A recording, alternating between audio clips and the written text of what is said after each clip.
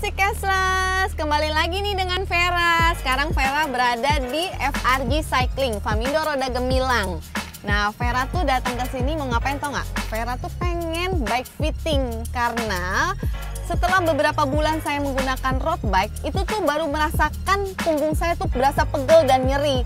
Nah, setelah saya bercerita sama suami ngobrol, kata suami tuh pengaturannya itu tuh masih kurang pas untuk sepeda saya. Jadi dia mensarankan untuk datang ke FRG untuk bike fitting.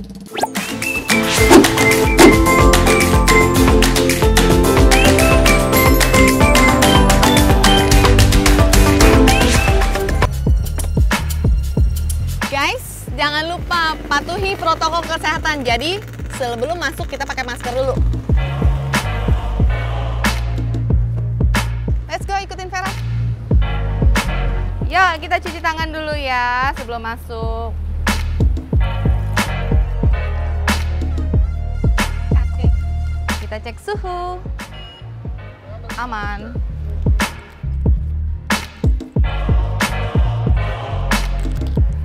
Jujur aja guys, gue tuh datang ke sini untuk bike fitting. Nah, itu pun gue juga nggak tahu tentang bike fitting itu seperti apa. Nah, kalian pengen tahu nggak bike fitting itu seperti itu? Yuk, kita masuk ke dalam.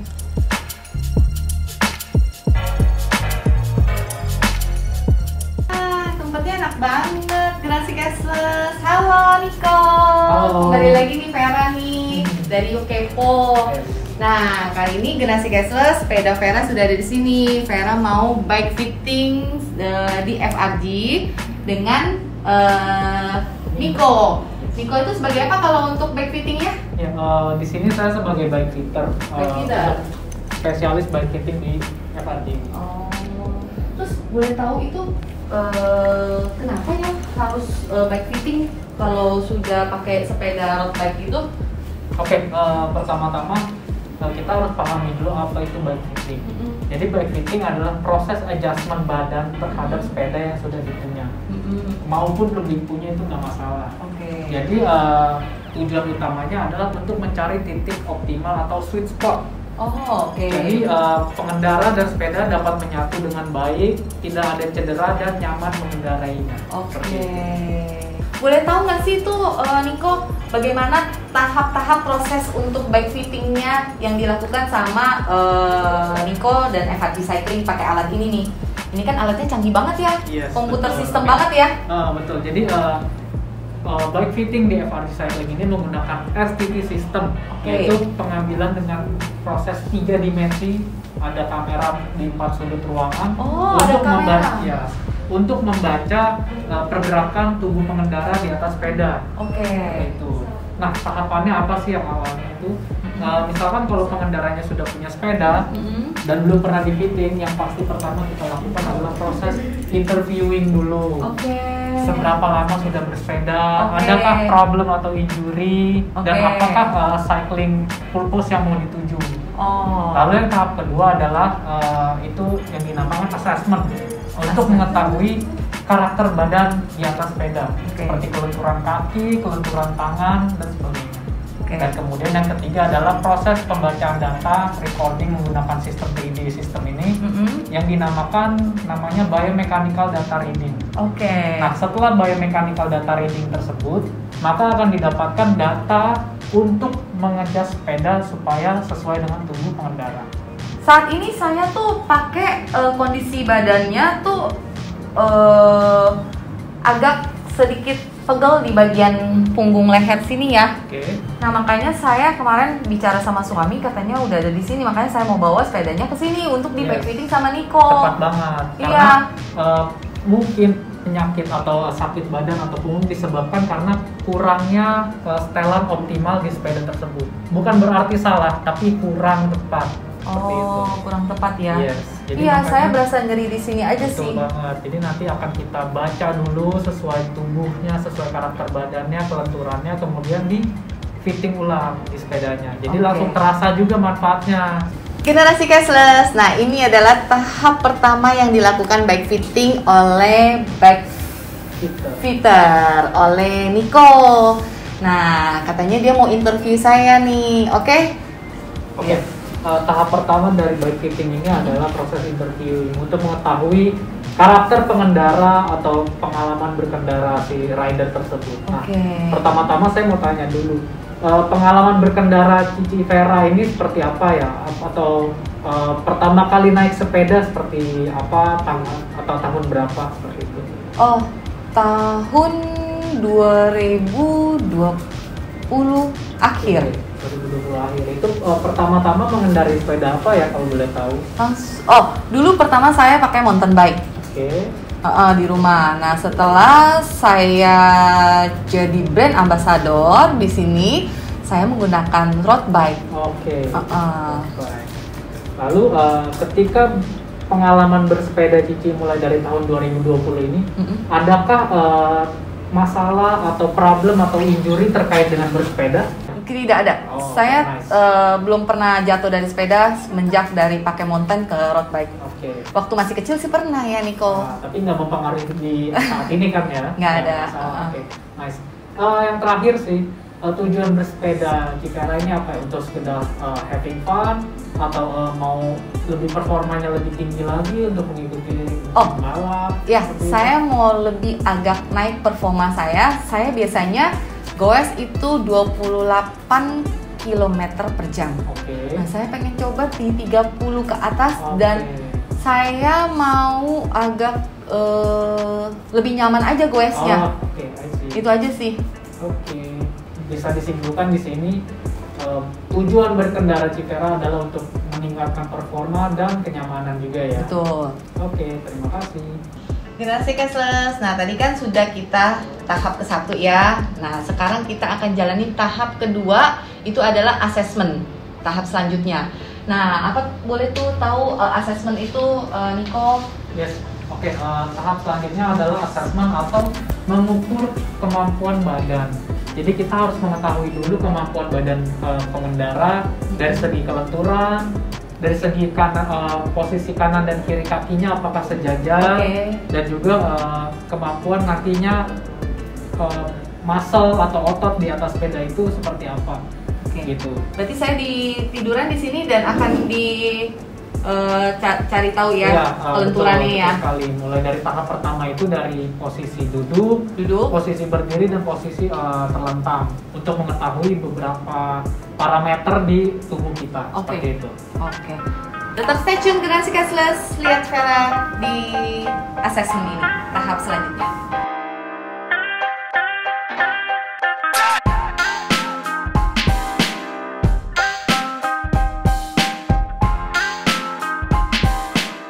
Ini untuk mengetahui forearm ya, jarak si telapak kaki ini butuh support apa enggak. Kalau terlalu tinggi kan butuh support ya. Kalau ini kan Cici Vera normal nih, kanan kiri juga sama, di sepatu juga kan nggak ada support, jadi nggak ada masalah gitu. Jadi kakinya naikin, paha sama badannya sejajar lurus. Ini lemas aja. Nah, ini di sini nih kelihatan kakinya lurus. Nah, ini harus diingat nih posisi kayak gini. Sekarang ganti yang sebelah kiri, boleh diganti, ini digeser dikit. Lurusin lagi badannya dengan pahanya, kakinya agak munduran lagi, Ci. Sorry ya. Nah, tadi kan lebih lurus, ini agak lebih masuk sedikit nih. Ini perlu dihafalin ya, posisi tangannya seperti ini, terus dinaikin ke atas semaksimal mungkin. Nah, di sini nih kalau terlimitasi muscle-nya nggak boleh jauh-jauh, nanti pegel. Nah, ini Cici Vera sedikit terlimitasi tapi nggak jadi masalah. Posisinya ke bawah gitu. Kaki lurus normal.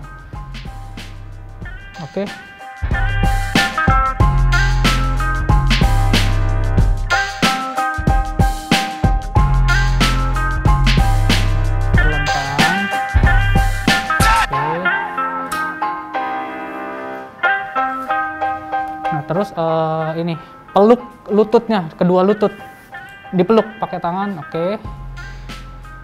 Nah, terus turunin satu kaki, satu aja, iya, turunin datar aja. Gantian lagi sebelah kanannya, yang itu dipeluk. Panjang kaki ya, ini dipegang, sorry saya pegang ya. Civera pinggulnya boleh dinaikin 3 kali. Pinggulnya dinaikin, ngerti ya?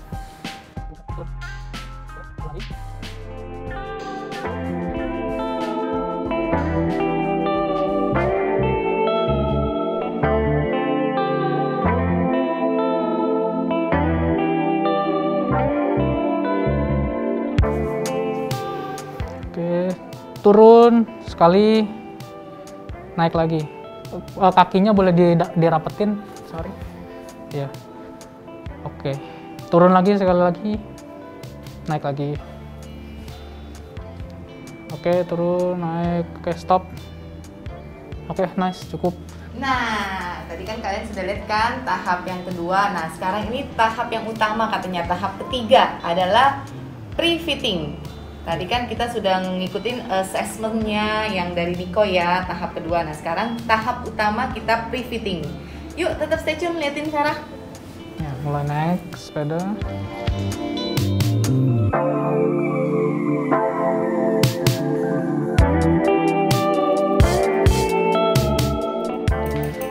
Di tahap ini kita mau tahu dulu nih proses bersepeda Civera di atas sepeda yang belum di fitting itu seperti apa.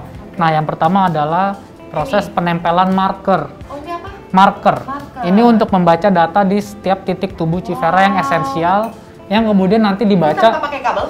Tanpa kabel, sama sekali kita nggak perlu kabel. Nanti si marker ini akan ditangkap oleh kamera yang ada di sudut-sudut ruangan ini, dan real time 100 fps gitu. Jadi pembacaan datanya lebih akurat, sangat akurat bisa dibilang seperti itu. Oke, tangan Civera boleh ada di depan. Yap.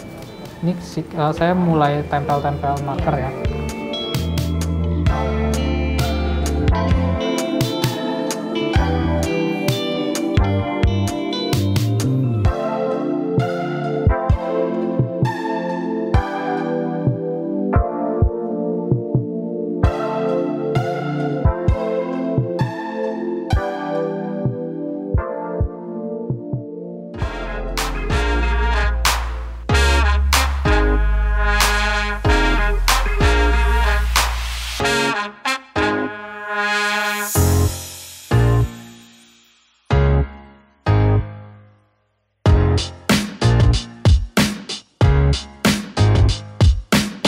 Generasi cashless, lihat kan, ternyata tuh kita ditempel titik-titik seperti ini.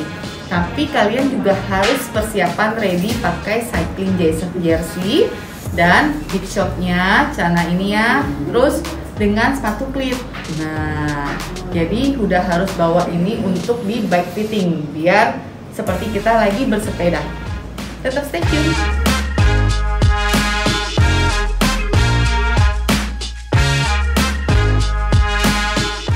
Nah, setelah kita lihat dong nih, sudah saya tempel nih dengan marker kata Niko ya. Kita akan lanjut tahap namanya pre-fitting. Nah, kalian tetap stay tune, lihat di depan TV komputer dan lihat saya sedang bergoes dengan alat sensor ini. Oke? Stay tune.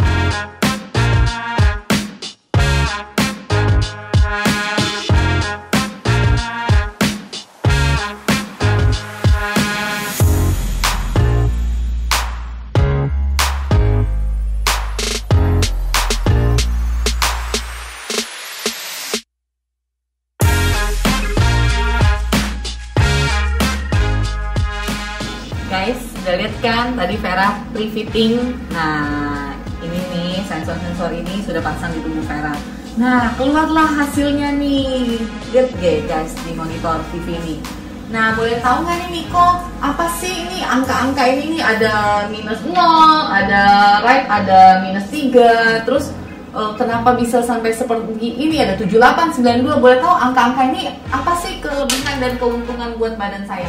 Oke, sebelum mengenal lebih jauh tentang angka-angka ini, saya mau jelasin dulu sedikit 3 titik utama pengendara di atas sepeda, yaitu di kaki, di tempat duduk, dan di tangan. Oke, itu utama ya? Iya, oleh karena itu kita akan berpatok pada angka-angka yang di 3 titik tadi. Contohnya apa di bagian kaki.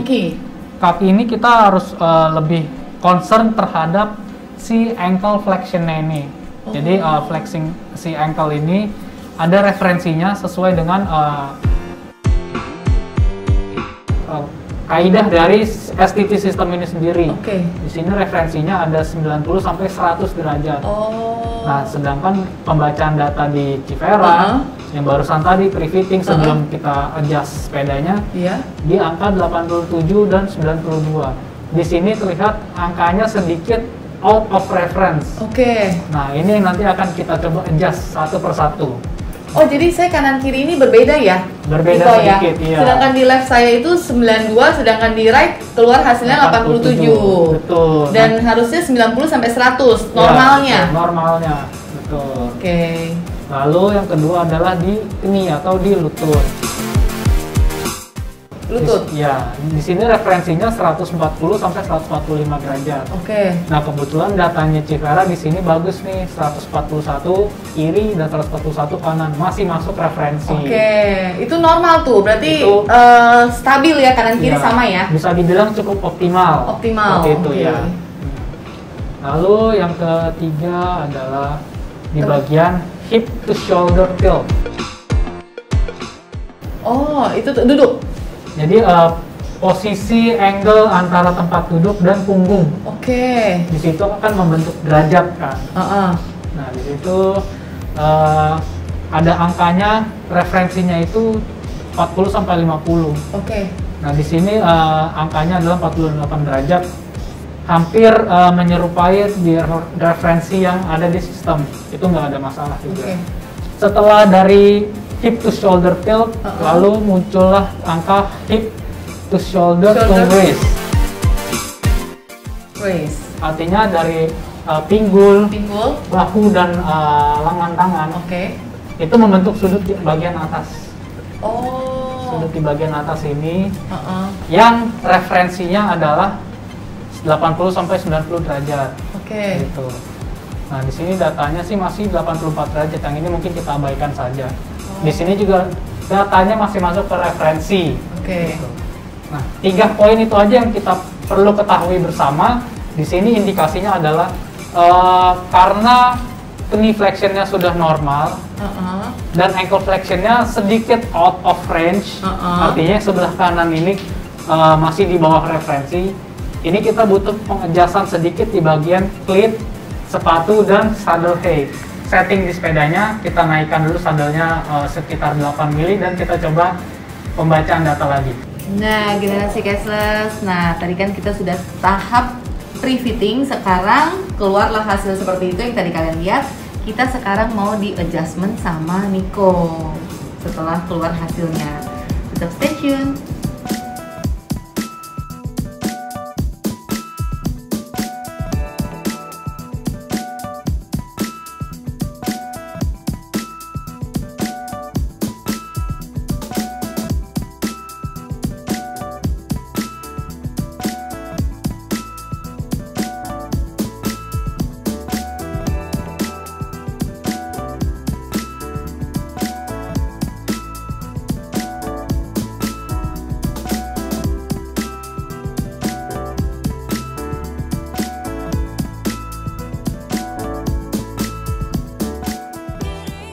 Nah, kalian tadi sudah lihat kan di adjustment sama Nico. Nah, setelah sudah di adjustment, kita akan fitting ulang lagi. Aku akan naik ke sepedanya lagi. Seperti apa? Apakah sudah nyaman menggunakannya setelah di fitting ulang sama si Nico? Oke, yuk ikutin.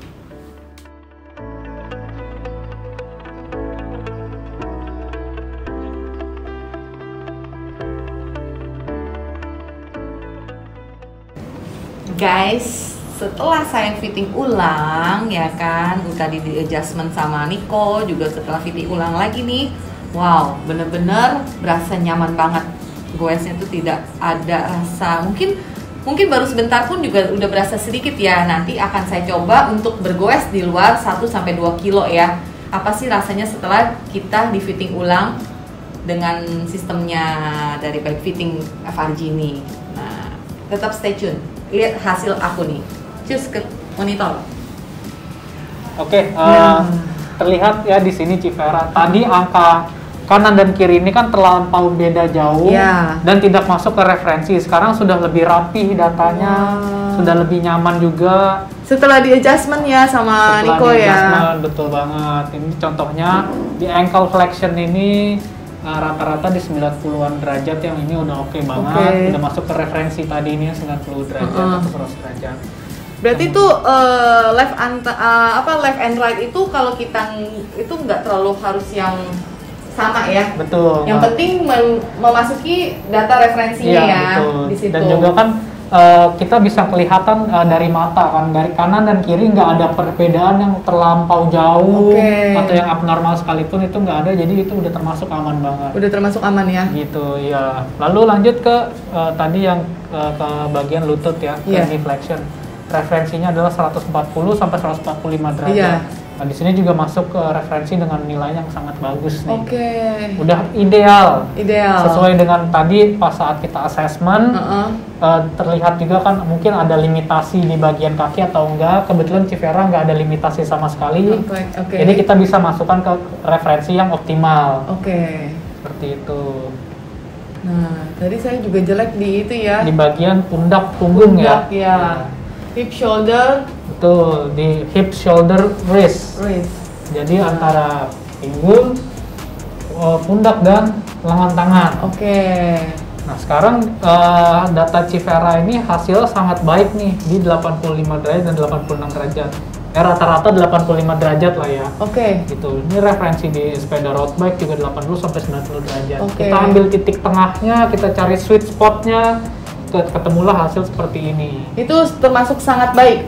Termasuk sangat baik. Sweet spotnya dapat. Jadi nggak pegal, tetap nyaman, tapi tetap posisi yang lumayan aero juga, tetap bisa ngebut juga pastinya. Gitu. Berarti itu yang paling pentingnya ya saat bersepeda ya, dengan 3 tahap seperti itu ya. Wow, Ganassi Cashless, tetap stay tune. Nah, mau nanya-nanya lagi nih sama Niko. Setelah Vera sudah di bike fitting ini, sebenarnya ternyata penting banget ya. Betul banget. Jadi hasilnya pun keluar itu udah sangat baik buat tubuh saya ya. Jadi setelah goes ini saya pun juga baru sebentar 20 detik pun udah berasa nyaman setelah di adjustment sama Niko. Betul banget, karena bike fitting itu kunci utamanya adalah mencari kenyamanan yang terbaik.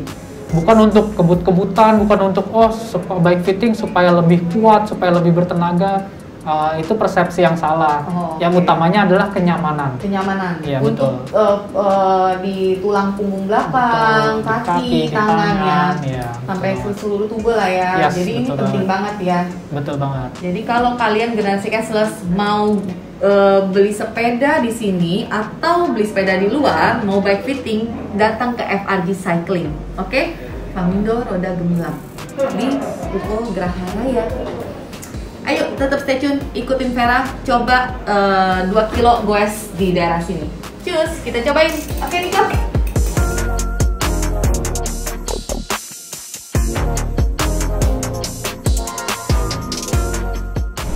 Guys, nah kalian sudah lihat kan tadi Vera di bike fitting sampai bertahap-tahap ya kan, sampai tahap 1, tahap 2, tahap 3.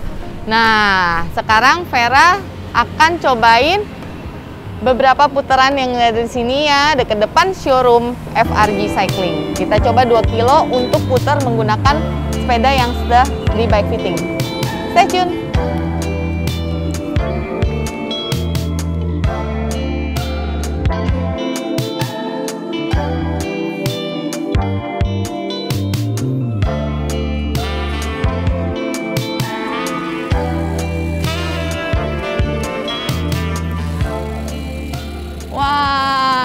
Bener-bener jadi lebih enak loh dari sebelumnya saya menggunakan sepeda road bike ini. Nah, jadi kalian kalau yang sudah punya sepeda atau yang mau beli sepeda, datang ke FRG Cycling dan bisa bike fitting di sini.